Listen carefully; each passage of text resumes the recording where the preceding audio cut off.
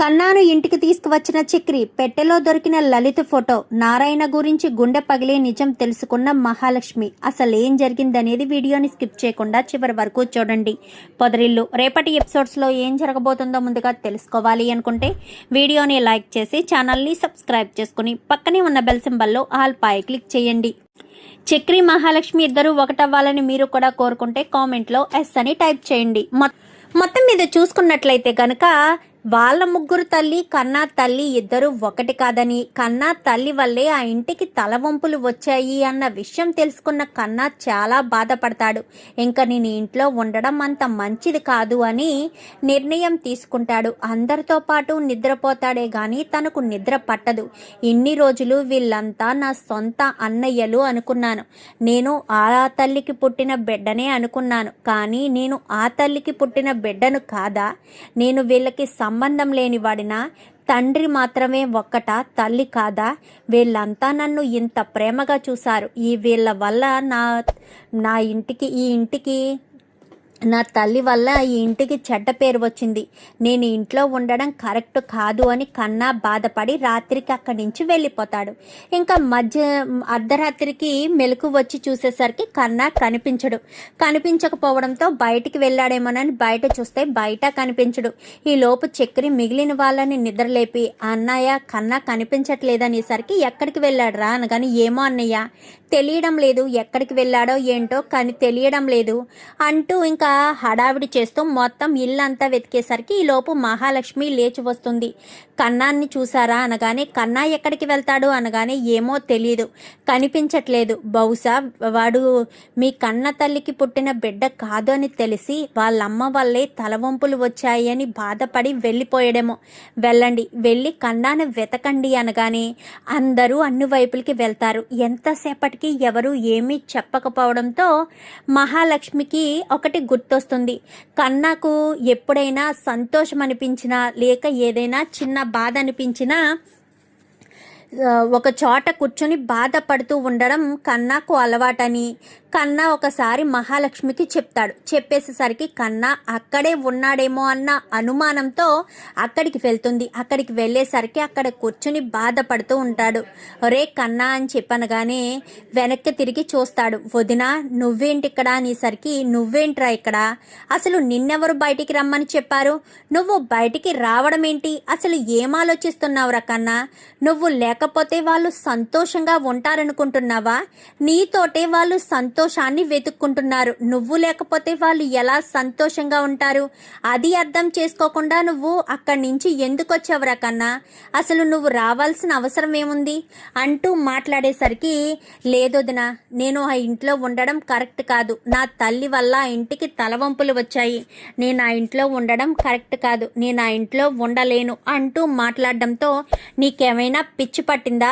ఆ ఇంట్లో ఉండడం కరెక్ట్ కాదు, ఆ ఇంట్లో ఉండలేను అంటూ ఎందుకు మాట్లాడుతున్నావురా కన్నా? నువ్వు అవేమీ ఆలోచించకుండా సైలెంట్గా ఉండు. నువ్వు ఆ ఇంట్లోనే ఉండాలి. పద ఇంటికి. నీ కోసం అందరూ కూడా పిచ్చోళ్ళ రోడ్లు పట్టుకుని వెతుకుతున్నారు. నువ్వేమో ఇక్కడికి వచ్చి బాధపడుతున్నావు. నువ్వు ఇంట్లో లేకపోతే పెద్దికి కానీ మీ చక్రన్నయ్య కానీ కేశవన్నయ్య కానీ సంతోషం ఉంటుందనుకుంటున్నావా? అసలు ఏం ఆలోచిస్తున్నావురా? వాళ్ళు నువ్వు వేరే తల్లి బిడ్డవి అని వాళ్ళు ఏ రోజైనా అన్నారా? ఎంత కోపంలైనా సరే, ఎంత బాధలైనా సరే నిన్ను వేరుగా చూసారా? ఆ ముగ్గురు నీ మీదే పంచప్రాణాలు పెట్టుకుని బ్రతుకుతుంటే నువ్వు వాళ్ళని వదిలేసి వచ్చేసి నేను ఆ ఇంట్లో ఉండడం కరెక్ట్ కాదు అంటావేంట్రా? వాళ్ళు ఎప్పుడైనా నిన్ను వేరుగా చూస్తే అనుకోవచ్చు. వాళ్ళు నిన్ను వేరుగా ఏ రోజు చూడలేదు. మరి అలాంటి తప్పుడు నువ్వు ఎందుకు వాళ్ళని వేరుగా చూడాలనుకుంటున్నావు? వాళ్ళు నువ్వు లేకపోతే ఏమైపోతారా? అది అర్థం చేసుకోకుండా నువ్వు ఇలా మాట్లాడతావేంటి? రాత్రి నుంచి ముగ్గురు కూడా 3 వాటి మీద, మీ చక్రి అన్నయ్య కారు మీద, మీ పెద్దన్నయ్య సైకిల్ మీద, కేశవేమో బండి మీద పిచ్చి కుక్కల్లా ఊరంతా తిరుగుతూ ఉన్నారు నీ కోసం. నువ్వు ఎటు వెళ్ళిపోయావో, ఏమైపోయావో, ఎక్కడికి వెళ్ళిపోయావో అని తెగ సతమతమవుతూ ఉంటే నువ్వేంట్రా ఇలా ఉన్నావు, ఇక్కడికి వచ్చావు అని చెప్పి మాట్లాడేసరికి అది కాదు వదినా కానీ ఇంకేం మాట్లాడకరా, ఇంకేం మాట్లాడకు, దాని గురించి ఆలోచించుకు, నోరు మూసుకొని ఇంటికి పద అని ఇంకా ముగ్గురికి ఫోన్ చేస్తుంది. ఇంకా వీళ్ళు ఇంటికి వచ్చేలోపు వాళ్ళు కూడా ఇంటికి వచ్చేస్తారు. ఇంటికి వచ్చేసి, అసలు ఎక్కడికి వెళ్ళావురా, ఏమైపోయావు, నీ కోసం మేము ఎంతలా వెతికామో తెలుసా, మేము ఏమనుకోవాలరా, నువ్వు ఎటు వెళ్ళిపోయావని అనుకోవాలి అంటూ బాధపడేసరికి, నేను ఎటు వెళ్ళిపోలేదన్నయ్య, అయినా మిమ్మల్ని వదిలి నేనెటు వెళ్ళిపోతాను, నేనెక్కడికి వెళ్ళిపోతాను అంటూ మాట్లాడడంతో, ఏమోరా, నిన్ను చూస్తుంటే మాకు చాలా భయంగా ఉంది, అసలు నువ్వు ఏం ఆలోచిస్తున్నావో కూడా తెలియట్లేదురా, నువ్వు మా తల్లికి పుట్టిన బిడ్డవు కాదని, సొంత తమ్ముడు కాదని నీకు ఏ రోజు తెలియచేయలేదు కదరా, ఇప్పుడు నువ్వెందుకు అలా ఆలోచించి నువ్వు దూరం అయిపోతున్నావు, ఎట్టి పరిస్థితుల్లో దూరం అవ్వద్దురా, నువ్వు దూరం అయితే మేము తట్టుకోలేము, అది నువ్వు ఆలోచించడం మానేసి ఎంతసేపు ఇలా పొరపాటుగా ఆలోచిస్తే చాలా తప్పురా, అది అర్థం చేసుకో, నువ్వంటే మాకు ప్రాణం, నీ మీదే మేము పంచ ప్రాణాలు పెట్టుకుని బ్రతుకుతున్నాము, నువ్వేమో ఉండకుండా ఎటో వెళ్ళిపోయి, నేను ఇక్కడ ఉండడం అంత కరెక్ట్ కాదు, ఇక్కడ ఉండలేను అంటూ మాట్లాడితే చాలా తప్పురా అంటూ ఇంకా కన్నాని ముగ్గురు పట్టుకొని ఏడుస్తూ ఉంటారు. ఏడుస్తూ ఉండేసరికి ఇంకా కన్నా, అన్నయ్య ఎక్కడికి వెళ్ళనన్నయ్య, మిమ్మల్ని వదిలి, ఇంత ప్రేమన నా మీద పంచుతున్న మిమ్మల్ని వదిలి నేను ఎటు వెళ్తానన్నయ్య, ఎటు వెళ్ళను అని ఇంకా వాళ్ళని హత్తుకొని చాలా సంతోషంగా అయితే మాట్లాడతాడు. ఇంకా అలా ఉన్న తరువాత మహాలక్ష్మి ఆ పెట్టి పక్కన పెట్టేద్దామని వాళ్ళెవరూ ఉండరు, అందరూ ఎవరి పనిలోకి వాళ్ళు వెళ్ళిపోతారు. ఆ తర్వాత రోజు ఇంకా కన్నా కూడా కాలేజీకి వెళ్ళిపోతాడు. పెట్టిన అక్కడ పెట్టారు కదా, ఆ పెట్టినట్టు నుంచి తీసి వేరే చోట పెడదామని తీస్తూ ఉండగా పెట్టి గబుక్కుని మహాలక్ష్మి చేయి జారి కింద పడిపోతుంది. కింద పడిపోవడంతో పెట్టి మొత్తం బోర్లా పడిపోతుంది. బోర్లా పడిపోయేసరికి పెట్టిని నార్మల్గా చేసి ఒక్కొక్క ఫోటో పెడుతూ ఉండగా అందులో తన తల్లి అయిన లలిత ఫోటో కనిపిస్తుంది మహాలక్ష్మికి. ఇదేంటి, మా అమ్మ ఫోటో ఉంది, పైగా మా అమ్మ కొంచెం చిన్న వయసు అయినప్పుడు ఫోటోలా ఉందే, ఈ ఫోటో వీళ్ళ దగ్గరికి ఎలా వచ్చింది, ఈ ఫోటోలో ఉన్న మా అమ్మకు వీళ్లకు ఏంటి సంబంధమని ఫోటో వంక చూస్తూ ఉంటుంది మహాలక్ష్మి. ఈలోపు బయట కూర్చుని ఉన్నాడు కదా, పెట్టే సౌండ్, కింద పడిపోయిన సౌండ్ వినిపించడంతో గబగబా లోపలికి వస్తాడు నారాయణ. ఏమైంది అనేసరికి ఫోటో వంక చూస్తూ ఉంటుంది. మళ్ళీ పెట్టి నువ్వు ఎందుకు తీసావు, పెట్టెలో ఇంకేం దాగున్నాయని తీసావు అంటూ మాట్లాడడంతో ఫోటోని నారాయణ వైపు చూపించేసరికి, ఈ ఫోటో నీకెక్కడది అనగానే, ఈ ఫోటోలో ఉన్న వ్యక్తి ఎవరు అనగానే, తన గురించి నీకెందుకు, తనెవరో నీకు తెలియనప్పుడు నీకు తన గురించి చెప్పినా అనవసరం, తనెవరో నీకు అనవసరం అనగానే, తనెవరో మీకు తెలుసా అని చెప్పనేసరికి, నాకెందుకు తెలీదు, తన నా చెల్లెలు అనేసరికి ఒక్కసారిగా షాక్ అవుతుంది. ఏంటి, మా అమ్మ మీ చెల్లెలా అనగానే, మీ అమ్మేంటి, లలిత మీ అమ్మ అని చెప్పనేసరికి ఈలోపు మాధవ, కన్నా, కేశవ వీళ్ళందరూ వస్తారు. వీళ్ళందరూ వచ్చేసరికి ఇన్ని రోజుల ఫోటో అందులో ఉందన్న విషయం చక్రికి తెలియదు.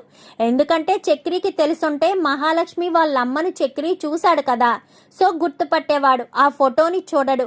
ఆ ఫోటోని వెంటనే చక్రి లాక్కుని, అవును ఈవిడే కదా మహాలక్ష్మి వాళ్ళ అమ్మ అనేసరికి, ఏంటి నువ్వు లలిత కూతురువా అని చెప్పనగానే, అవును లలిత కూతుర్నే, ఇంతకీ లలిత మీకేమవుతుంది, మీ చెల్లెలు ఎలా అవుతుంది, మా అమ్మ మీ చెల్లెలేంటి అనగానే, తను నా తోడ పుట్టిన చెల్లెలు కాదు, నా ప్రాణ స్నేహితుడు చెల్లెలు అనేసరికి, మీ ప్రాణ స్నేహితుడు చెల్లెలా అనగానే, అవును నా ప్రాణ స్నేహితుడు చెల్లెలు, నన్ను అన్నయ్య అన్నయ్య అంటూ పిలిచేది, తను చనిపోయిన తర్వాత నా చెల్లెల్ని నీ చెల్లెల్లా చూసుకోరా అంటూ మాట్లాడేసరికి, నేను నా సొంత చెల్లెల్లానే చూసుకునేది వాడిని, నా చెల్లెలంటే నాకు చాలా ఇష్టం, తనకి కూడా నేను వాళ్ళ అన్నయ్య చనిపోయిన తర్వాత తనని ఎంత ప్రేమగా పెంచానో తనకు బాగా తెలుసు. ఇప్పుడు లలిత ఎలా ఉంది, బాగుందా, లలిత బాగుందా అనగానే, మీ గురించి ఎప్పుడూ తను చెప్పలేదు అనగానే, ఏమని చెప్పుకుంటుంది, నేను తన సొంత అన్నయ్యని కాదు కదా, తను ఎలా చెప్పుకుంటుంది అనగానే, మరి పెళ్ళైన తర్వాత మీరు ఎప్పుడూ మా అమ్మని చూడడానికి రాలేదు, ఎందుకంటే మేము లేని వాళ్ళమని, మేము దూరం అంటే నా చెల్లెల్ని దూరం పెట్టింది ఎందుకంటే మీ నాన్నకు మేమంటే ఇష్టం లేదు అనేసరికి మా నాన్నకు మీరంటే ఇష్టం లేకపోవడం ఏంటి? మేమంటే ఎందుకు ఇష్టం లేదు మీ నాన్నకు? మా నాన్నకు మీరు ఎందుకు ఇష్టం లేదు? అవన్నీ నాకు తెలియదు. కొన్ని రోజుల తర్వాత ఒకసారి మా చెల్లిని చూడడానికి మీ ఇంటికి వచ్చాను. వచ్చినప్పుడు ఏదో చిన్న గొడవ జరిగింది. ఆ గొడవ కారణంగా ఇంకెప్పుడు మా ఇంటికి రావద్దన్నయ్య, దయచేసి నా ఇంటికి రావద్దన్నయ్య అని మీ అమ్మ చేతులు జోడించి మరీ చెప్పింది. ఆ క్షణం నుంచి ఇప్పటి వరకు నా చెల్లెల్ని చూడాలని నా మనసులో ఎంత వేదన ఉన్నా నేను ఎప్పుడూ నా చెల్లెల్ని చూడడానికి వెళ్ళలేదు అని చెప్పనగానే నాకు ఇదంతా ఏదోలా అనిపిస్తుంది. ఇన్ని రోజులు ఈ విషయాలేమీ మాకు తెలియదు. మాకు ఒక్క మాట కూడా చెప్పలేదు. అసలు ఇన్ని రోజులు ఇంత జరిగిందన్న విషయం మాకు తెలియకపోవడం ఏంటో చాలా ఆశ్చర్యంగా ఉంది. ఎందుకు మీ నాన్నకి ఇష్టం లేకుండా మీ అమ్మ ఏమీ చెయ్యలేదు కదా, అందుకోసమనే మీ నాన్న గురించి మీ నాన్నకు ఏ విషయం చెప్పకుండా ఉండుంటుంది. అందుకే ఈ విషయాలేమీ బయటికి రాలేదు అని చెప్పనేసరికి ఏమో అని చెప్పి ఎంతగానో బాధపడుతుంది. మా అమ్మ అంటే మీకు చాలా ఇష్టమా అనగానే మీ అమ్మ అంటే మాకు చాలా ఇష్టం. నా తోడ పుట్టిన చెల్లెల కంటే మీ అమ్మనే ఎంతో ప్రేమగా చూసుకున్నాను అని చెప్పనగానే వెంటనే వాళ్ళ అమ్మకు ఫోన్ చేస్తుంది. ఆ సమయంలో ఇంట్లో ఎవరూ లేకపోవడంతో చెప్పు మహాలక్ష్మి అని చెప్పనగానే అమ్మ నారాయణ గారు మీకు గుర్తున్నారా అనేసరికి నారాయణ మా అన్నయ్య. నీకెలా తెలుసు? నేను చక్రి ఎవరనుకుంటున్నావమ్మా? మీ అన్నయ్య కొడుకే అనేసరికి ఒక్కసారిగా షాక్ అయిపోతుంది. ఏంటి మా అన్నయ్య కొడుకేనా చక్రి? అంటే నువ్వు పెళ్లి చేసుకున్నది మా అన్నయ్య కొడుకునేనా? ఇప్పుడు మా అన్నయ్య నీ పక్కనే ఉన్నాడా అనగానే ఉన్నాడు అనేసరికి స్పీకర్ ఆన్ చేస్తుంది. అమ్మ లలిత అనగానే అన్నయ్య అంటూ ఇంకా వీడియో కాల్ చేసి ఎంతగానో ఏడుస్తూ ఉంటుంది. ఇన్ని రోజులు నా గురించి నువ్వు ఎంతో ఆలోచించుంటావు కదన్నయ్య. మనిద్దరం సొంత అన్నా చెల్లెల్ని కాకపోయినా ఎంతో ప్రేమగా పెరిగాం కదన్నయ్య. కానీ ఇప్పటికి దూరం అయిపోయాము. నాకు నిన్ను చూడాలనిపిస్తుంది అన్నయ్య అని చెప్పాను. కానీ నీ భర్తకి ఇష్టం లేకుండా నువ్వు రావద్దమ్మా. నీ కాపురం బాగుండాలి, నీ కాపురం ఎప్పటికీ బాగుండాలి. అందుకే ఆ రోజు నువ్వు చేతులు జోడించి మళ్ళీ నా ఇంటికి రావద్దు అని నువ్వు చెప్పాక మళ్ళీ నీ ఇంటి గడప దగ్గరికి కూడా నేను రాలేదు అని చెప్పి మాట్లాడేసరికి క్షమించన్నయ్య, ఆ రోజు పరిస్థితి అలా ఉంది. నేను నిన్ను చూడాలనుకుంటున్నాను, నేను బయలుదేరి వస్తానన్నయ్య అనేసరికి వద్దమ్మా, మళ్ళీ బావగారికి తెలిస్తే గొడవ జరుగుతుంది అనగానే బావగారు ఊళ్ళో లేరన్నయ్య, నేను ఖచ్చితంగా నీ దగ్గరికి వస్తాను, ఇప్పుడే బయలుదేరి వస్తాను అని చెప్పి వెంటనే ఇంకా హారికను తీసుకుని బయలుదేరుతుంది. ఏమన్నా చెప్తే ఊరు వెళ్ళామనో ఏదో ఒకటి చెప్పొచ్చు అన్న ఉద్దేశంతో రావడంతో అక్కడి నుంచి సుమారు ఒక 4-5 గంటల్లో బయలుదేరి వచ్చేస్తారు. వచ్చేసేసరికి అమ్మ లలిత అనుకుంటూ హక్కున చేర్చుకుంటాడు. అన్నయ్య అంటూ ఇంకా ఎంతో ఆప్యాయంగా పట్టుకుని ఏడ్చేస్తుంది. ఏడ్చేసరికి ఏంటి మహాలక్ష్మి అనగానే వాళ్ళిద్దరూ అన్నా చెల్లెళ్ళంట వదిన. ఇన్ని రోజులు తెలియలేదు. నేను అమ్మ ఫోటోని ఈ పెట్టెలో చూసి అడిగితే విషయం తెలిసింది. నాకు తెలియడంతో ఆయన్ని నిలదీసి అడిగితే తను నా సొంత చెల్లెలు కాకపోయినా నా ప్రాణ స్నేహితుడు చెల్లెలు, నాకు సొంత చెల్లెల్లాంటిది, తనని నేనే పెంచి పెళ్లి చేశాను అంటూ చెప్పేసరికి నాకు ఆశ్చర్యం కలిగింది. అమ్మ మాతో ఎప్పుడూ చెప్పలేదు అంటే అప్పుడొక చిన్న గొడవ జరిగింది, గొడవ కారణంగానే మేము విడిపోయాము అంటూ చెప్పేసేసరికి అప్పుడు అర్థమైంది నాకు, ఇదంతా ఇలా జరిగిందా, వీళ్ళిద్దరినీ మళ్ళీ నేనే కలపాలి అన్న ఉద్దేశంతో ఇంకా వీళ్ళిద్దరినీ కలపడానికే నేనంత ప్రయత్నం చేశాను వదినా అంటూ మహాలక్ష్మి కాస్త చెప్తుంది. మంచి పని చేశావు. అత్తయ్య ఎప్పుడూ ఏదో ఒక లోటుతో ఏదో రకంగా బాధపడుతూనే ఉండేవారు. ఇప్పుడు ఆ లోటు పోయింది, అత్తయ్య బాధ తీరిపోయింది. ఇంకా అత్తయ్య ఏ బాధ లేకుండా హ్యాపీగా ఉండొచ్చన్నమాట అని చెప్పి ఇంకా అనుకుంటూ ఉంటారు. అనుకుంటూ ఉండేసరికి నా కూతురు నీ కోడలయ్యిందా అన్నయ్య? అయితే నా కూతురులో నన్ను చూసుకో అన్నయ్య అని చెప్పనగానే అలాగేనమ్మా, ఎప్పటికీ చూసుకుంటాను అని చెప్పి మాట్లాడతాడు. ఆ మాటలన్నీ కూడా మహాలక్ష్మి వింటుంది. అదేంటి, నాలో తన చెల్లెల్ని చూసుకోమని అమ్మ చెప్తుంది, నేనేమి ఇంటికి అసలైన కోడల్ని కాదు కదా, మరి అమ్మ నన్ను చూసుకోమని ఎలా చెప్పగలుగుతుంది? ఇప్పుడు నేను చక్రిని ఆపద్ధర్మంగానే పెళ్లి చేసుకున్నానే తప్ప మనస్ఫూర్తిగా నేను చక్రిని పెళ్లి చేసుకోలేదు కదా. మరి ఇప్పుడు చక్రితో నేను జీవితాంతం కలిసే ఉండాలా? చక్రితో కలిసి ఉంటేనే నాకు కుదురుతుందా అన్న ఆలోచన వస్తుంది మహాలక్ష్మికి. అయితే ఇంకా ఆలోచన వచ్చేసరికి మహాలక్ష్మి ఏం మాట్లాడదు. మిగిలిన వాళ్ళంతా కూడా చాలా సంతోషంగా ఉంటారు. ఒరే మాధవ, ఒరే చక్రి, కన్నా, కేశవ అని అందరినీ కూడా ఎంతో ఆప్యాయంగా పలకరిస్తుంది. 5 మగవాళ్ళున్న ఇంట్లో నా కూతురు ఉంది అని ఆది నాకు చెప్పినప్పుడు వాళ్ళు ఎలాంటి వాళ్ళో అనుకున్నాను. ఆ కుటుంబమే నీది, ఆ కుటుంబమే నాది అన్న విషయం తెలిసాక నాకు చాలా చాలా సంతోషంగా ఉంది. ఎప్పటికీ ఆ సంతోషాన్ని నేను దూరం చేసుకోను, ఎప్పటికీ ఆ సంతోషాన్ని నేను మిస్ చేసుకోను అంటూ మాట్లాడేసరికి ఇంకా చాలా సంతోషంగా అయితే హ్యాపీగా ఉంటారు. లలిత నేను వెళ్ళొస్తానన్నయ్య అని చెప్పాను. కానీ ఇంకా లలిత అక్కడి నుంచి వెళ్ళిపోతుంది. లలిత, హారిక ఇద్దరు వెళ్ళిపోతారు. మహాలక్ష్మి ఇంకా అనవసరంగా ఫోటో తీసానా, ఫోటో తీయడం వల్ల వాళ్ళిద్దరూ కలిశారు, అది సరే బాగానే ఉంది. ఇప్పుడు చక్రితో పాటు నేను ఈ ఇంట్లోనే ఉండిపోవాలా? చక్రితో పాటు ఇంకా నేను ఈ ఇంట్లో శాశ్వతంగా ఉండిపోవాల్సిందేనా అని ఆలోచిస్తూ ఉండగా, వదిన అంటే నువ్వు నాకు మా చక్రి అన్నయ్య భార్య కాకముందే నువ్వు నాకు వదినవన్నమాట. మా మేనత్త కూతురువా నువ్వు? చాలా సంతోషంగా ఉంది వదిన. మా అమ్మ ఫోటో బయటికి పడినా ఏమాత్రం సంతోషం లేకపోయినా నువ్వు మా మేనత్త కూతురువి అన్న విషయం తెలిసాక చాలా సంతోషం అనిపిస్తుంది. నీ గురించి నేను చాలా సంతోషంగా హ్యాపీగా ఫీల్ అవుతున్నాను వదిన అంటూ మాట్లాడేసరికి ఇంకా మహాలక్ష్మి ఆలోచనలో పడుతుంది. ఏంటమ్మా మహాలక్ష్మి, దేని గురించి? అత్తయ్య వచ్చి వెళ్ళినప్పటి నుంచి అంతలా ఆలోచిస్తున్నావు, ఏం జరిగిందమ్మా మహాలక్ష్మి అనగానే, అది కాదు పెద్ది, ఏం చేయాలో అర్థం కావట్లేదు అనగానే, అసలు దేని గురించి బాధపడుతున్నావో తెలిస్తేనే కదా నువ్వు ఏం చేయాలో అర్థం కాని విషయం అర్థమయ్యేటట్టు నేను చెప్పడానికైనాను. ఏం చేయమంటావు పెద్ది? చక్రిని పెళ్లి చేసుకుని నేను ఇంటికి వచ్చాను. ఈ ఇంటికి వచ్చిన తర్వాత చక్రికి నాకు పెళ్ళి ఎలాంటి పరిస్థితిలో జరిగిందో చెప్పాను. మీరంతా అర్థం చేసుకున్నారు.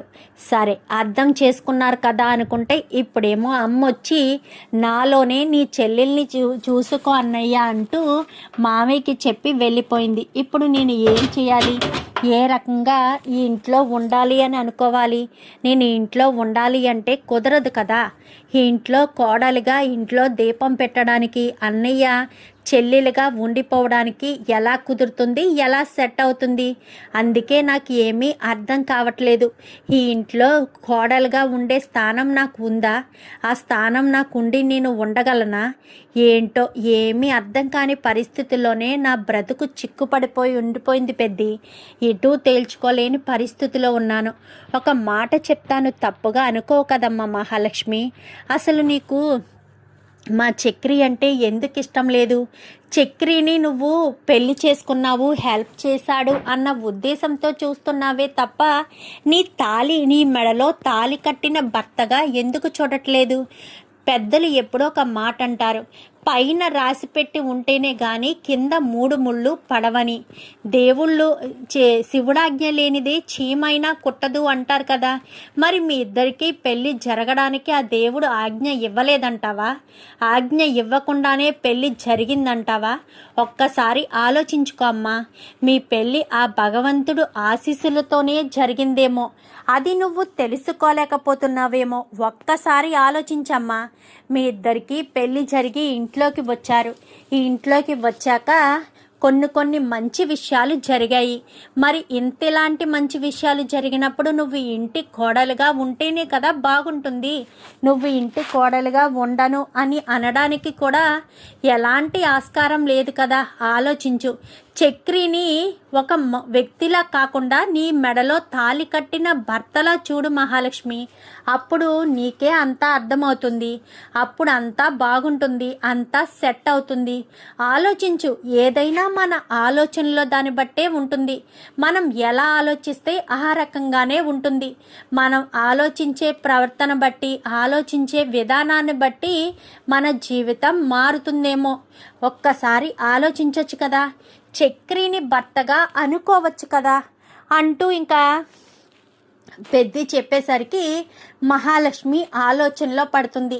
నిజమా? పెద్దల ఆశీర్వాదం లేనిదే, ఆ భగవంతుడు ఆశీర్వాదం లేనిదే పెళ్ళిళ్ళు జరగవా? నిజంగా శివుడాజ్ఞ లేనిదే చీమైనా కుట్టదు అన్నట్టుగా మా ఇద్దరికి పెళ్ళి జరగాలని ఆ భగవంతుడు కోరుకున్నాడా?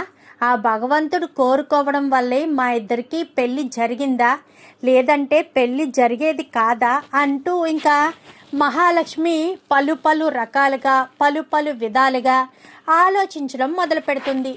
ఇంకా అలా ఆలోచిస్తూ ఇంకా జరుగుతున్నవన్నీ కూడా అదే రీతిగా ఆలోచించడం మొదలు పెడుతుంది మహాలక్ష్మి. ఇంకా అలా ఆలోచించేసరికి నిజమే, ఇదంతా ఏదో కావాలని చేసినట్టు, దేవుడే దగ్గరుండి జరిపించినట్టు అన్నీ జరుగుతున్నాయి. అంటే మా ఇద్దరికీ ముడిపడడం దేవుడికి ఇష్టముండే ముడిపెట్టాడా?